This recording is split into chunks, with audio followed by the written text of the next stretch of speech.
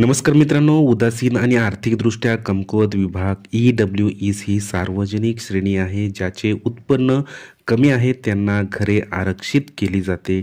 EWS प्रमाणपत्र अर्ज आरक्षण योजना केंद्र सरकारने सुरू केली असून भारतात केंद्र सरकार कमी उत्पन्न गटातील लोकांना चांगले शिक्षण, आर्थिक सहाय्य, नोकरीची संधी इत्यादींचे जीवनमान सुधारावे यासाठी एक आरक्षण प्रवर्ग भरती प्रक्रियेत निर्माण केला आहे। भारत सरकारने स्वाक्षरी केलेल्या EWS प्रमाणपत्रासाठी अर्ज करण्यासाठी भारत सरकारने अर्जाची पडताळणी केल्यानंतर हे प्रमाणपत्र नागरिकांना दिले जाते। मग यासाठी कोण कोण पात्र असेल, कागदपत्रे कोणती लागणार, अर्ज प्रक्रिया कशी असेल, ही सर्व माहिती सविस्तर आपण या व्हिडिओमध्ये पाहणार आहोत। त्या अगोदर या चॅनलवर जर तुम्ही प्रथमच आला असेल तर प्रथम चॅनलला सबस्क्राईब करा, कारण अशाच प्रकारच्या नवनवीन व्हिडिओ तुमच्यासाठी कायम आणण्याचा प्रयत्न करत असतो। जर या अगोदर या चॅनलला सबस्क्राईब केला असेल तर हा व्हिडिओ गरजू व जास्तीत जास्त लोकांपर्यंत पोहोचवण्याचं काम करा। तर चला मग आजचा व्हिडिओ आपण सुरू करूया।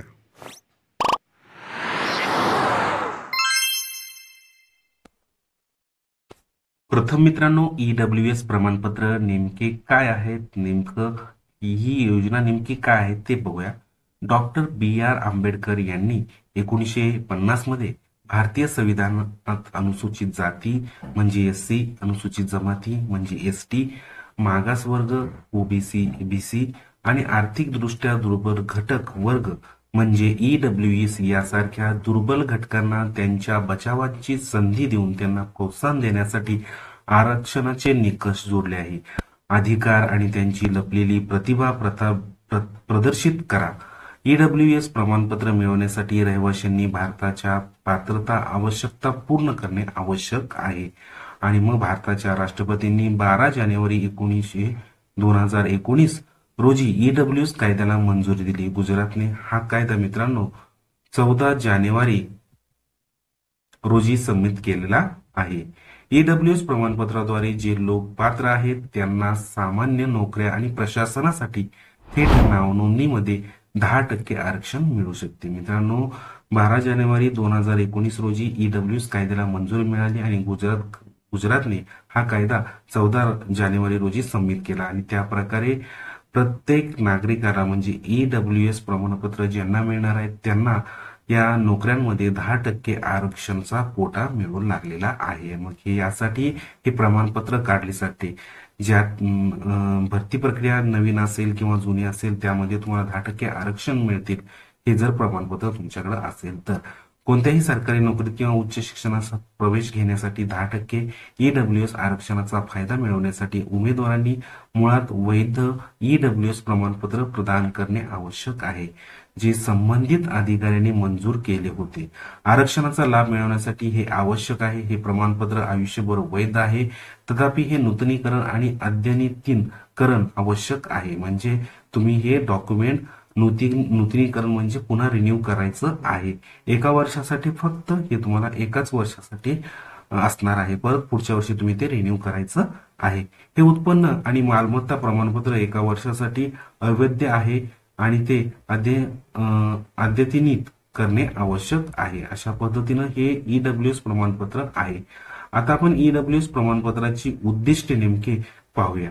तर EWS चे ध्येय देशातील सर्वात गरीब जे नागरिक आहेत त्यांना या गोष्टीचा लाभ मिळवून देणे आहे। या राष्ट्रात अशा लोकांची लक्षणीय संख्या आहे जी कोणत्याही अनुसूचित जातीशी संबंधित नाही, तरीही त्यांची आर्थिक परिस्थिती तितकीच दयनीय आहे। असे लोक आहेत जे अशा व्यापक गटात मोडतात जे अनिश्चित आर्थिक परिस्थितीत आहेत आणि त्यांच्याकडे सरकारने मंजूर केलेले EWS प्रमाणपत्र असल्यास ते 10% आरक्षण लाभासाठी पात्र आहेत। उमेदवार केवळ EWS आरक्षणासाठी पात्र आहे जर त्याच्याकडे त्याचे उत्पन्न आणि मालमत्ता कायदेशीर असल्याचे सिद्ध करणारे प्रमाणपत्र असेल आणि या प्रमाणपत्राच्या मदतीने तो केवळ रोजगार आणि शिक्षणासाठीच नाही तर इतर विविध सरकारी कार्यक्रमांसाठी देखील पात्र आहे।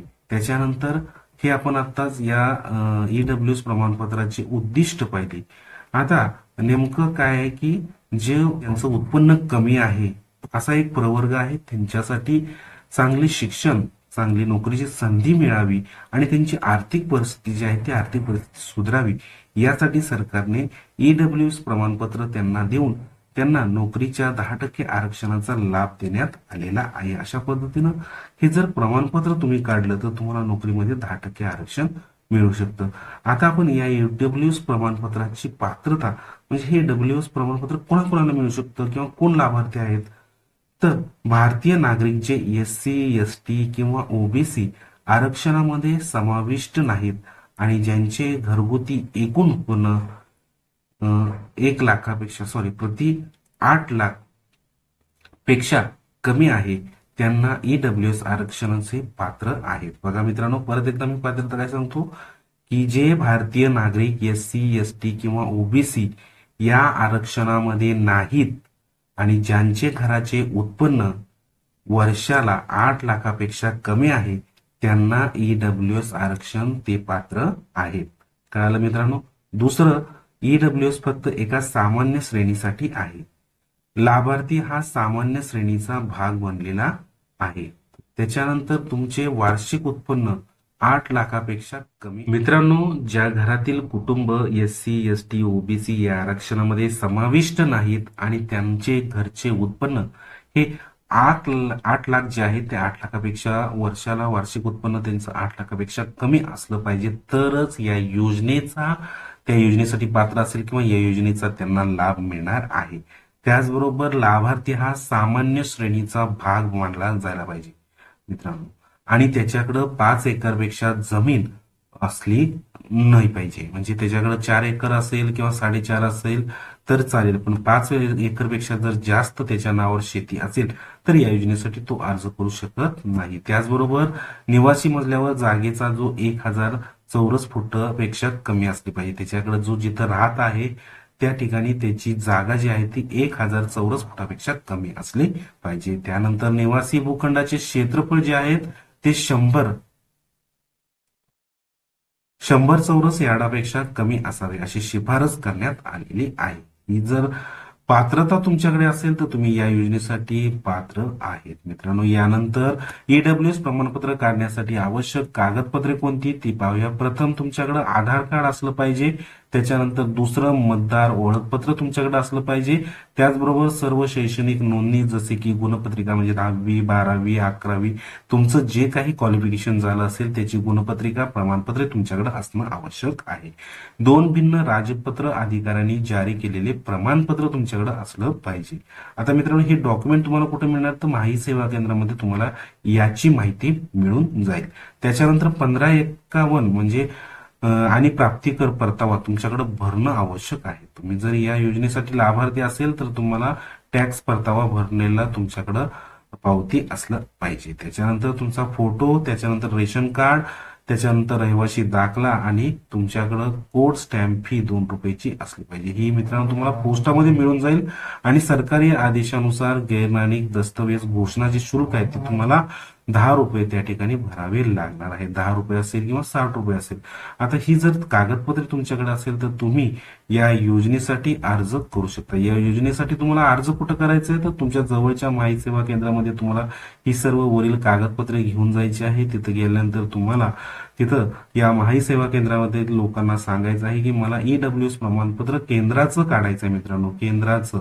आणि तिथं तुम्हाला लागणारी सर्व डॉक्युमेंट तुम्हाला त्याला द्यायची आहे आणि त्या पद्धतीनं तुम्ही त्याच्याकडनं ईडब्ल्यूएस प्रमाणपत्र काढू शकता. आता मित्रांनो, हे ईडब्ल्यूएस प्रमाणपत्र काढून झाल्यानंतर त्याची मुदत किती असणार आहे तर दर वर्षाला तुम्हाला ते नूतनीकरण करावे लागणार आहे. म्हणजे या प्रमाणपत्राची मुदत फक्त 1च वर्ष असणार आहे. त्यानंतर 1 वर्ष संपल्यानंतर परत तुम्हाला ती रिन्यू करावी लागणार आहे. निश्चितच मित्रांनो, या व्हिडिओमधील माहिती तुम्हाला चांगल्या प्रकारे समजली असेल तर या व्हिडिओला लाईक करा. तसेच हा व्हिडिओ पाहताना तुमच्या मनामध्ये काही शंका किंवा प्रश्न किंवा अडचण असल्यास तुम्हाला कमेंट बॉक्समध्ये कमेंट करू शकतो. तर चला मग अशाच एका नवीन विषयावर नवीन व्हिडिओ घेऊन पुन्हा भेटूया. तोपर्यंत धन्यवाद. जय हिंद, जय महाराष्ट्र.